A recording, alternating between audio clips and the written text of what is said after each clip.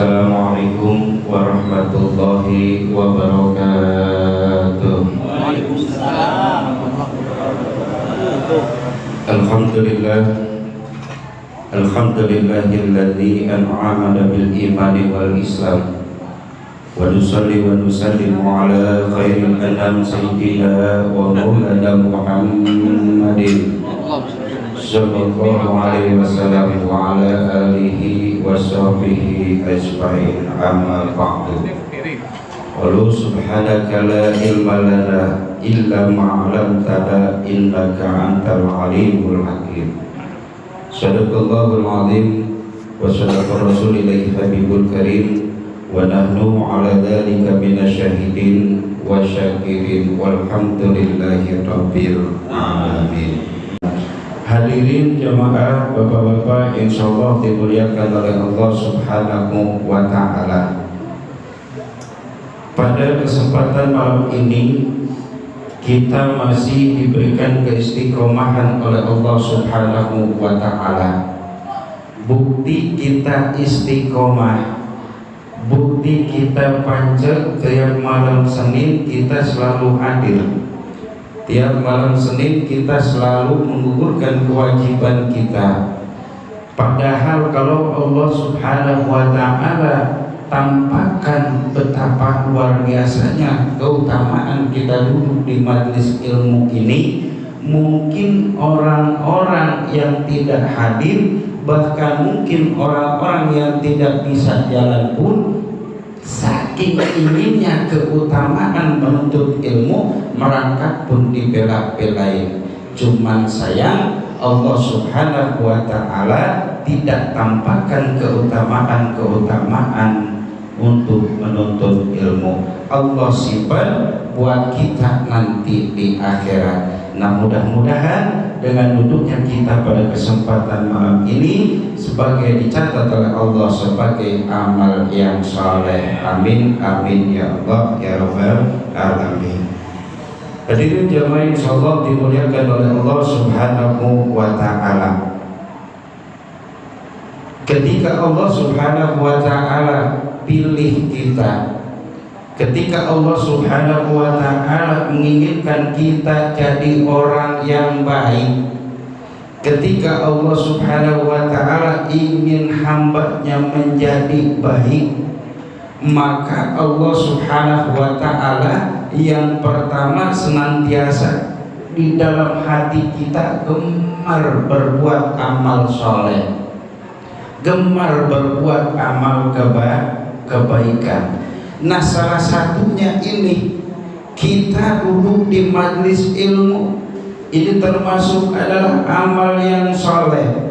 Kalau di dalam hati kita selalu ingin berbuat kebaikan, kalau di dalam hati kita selalu ingin berbuat amal soleh, tandanya Allah Subhanahu wa ta'ala pilih kita. Tandanya Allah Subhanahu wa ta'ala inginkan kita yang paling terbaik. Baik menurut pandangan Allah, bukan baik menurut pandangan manusia. Kalau baik menurut pandangan Allah punya rahasia yang tertentu. Kalau baik menurut pandangan manusia relatif. Kadang kalau kita mau disebut baik sama orang, sering-sering aja kita ngasih, benar.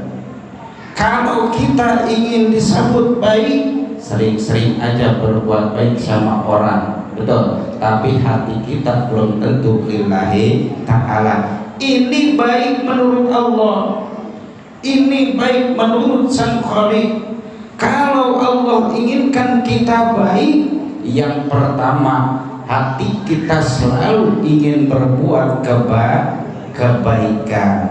Duduk di majelis ilmu kebaikan, membaca Al-Quran kebaikan, membaca ratib kebaikan.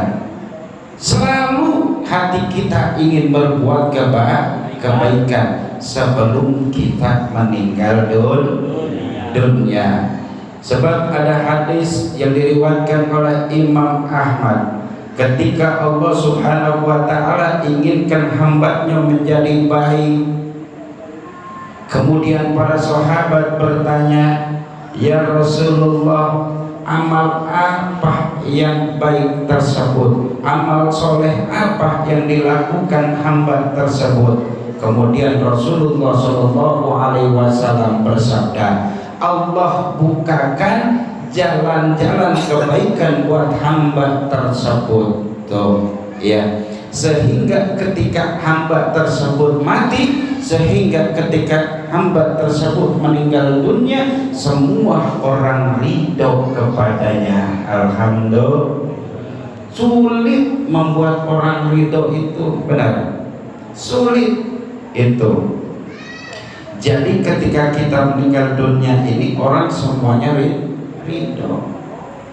Dalam artian hakul adaminya kita baik, cara bergaul kita baik, tidak pernah menyakiti hati manusia. Jadi ketika kita meninggal dunia, tuh orang semuanya ridho kepada kita. Tuh yang pertama. Ketika Allah inginkan hambanya baik, di dalam hati kita selalu ingin melaksanakan amal-amal soleh. Tapi saya yakin jamaah semua di sini rajin ibadah, terutama ibadah sholat lima waktu. Alhamdulillah, terutama berjamaah.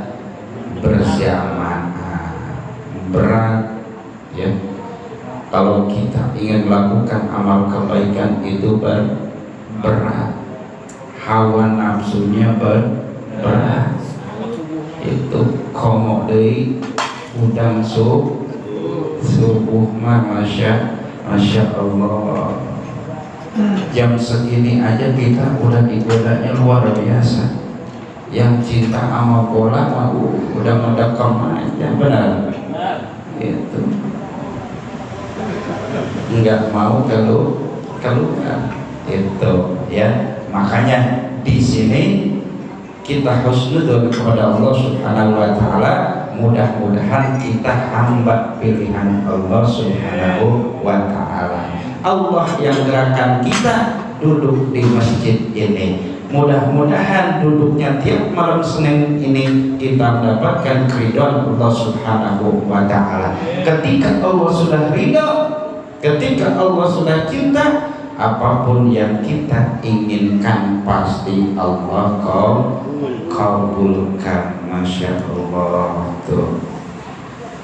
Yang kedua, ketika Allah Subhanahu wa ta'ala menginginkan seorang hambanya cinta, Allah kasih pemahaman kita ilmu agama. Tuh.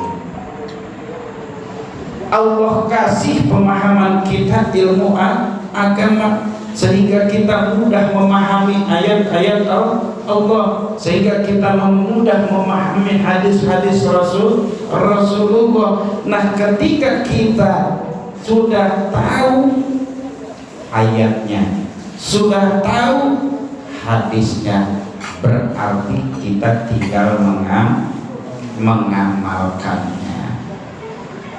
Praktek lebih susah ketimbang kita menuntut ilmu.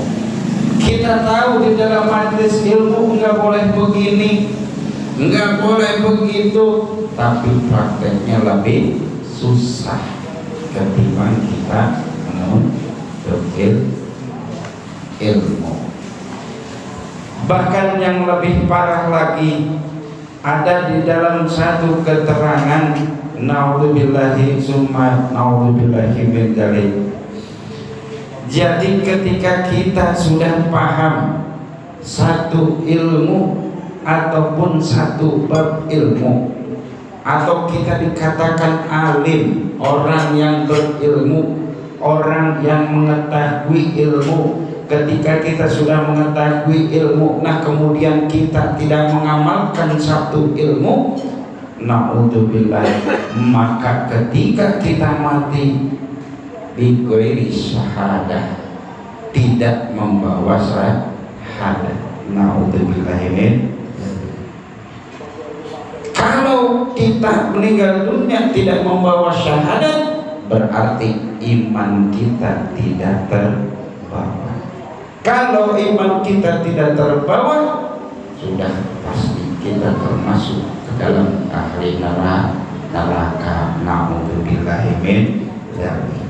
Alim, orang yang berilmu tetapi tidak mengamalkan ilmunya. Nah ini bahkan Umar bin Khattab mengatakan, ketika seorang alim ataupun seorang yang berilmu tidak mengamalkan ilmunya, maka Allah Subhanahu wa ta'ala akan melaknat mulai dari perutnya. Naudzubillahi min dzalik.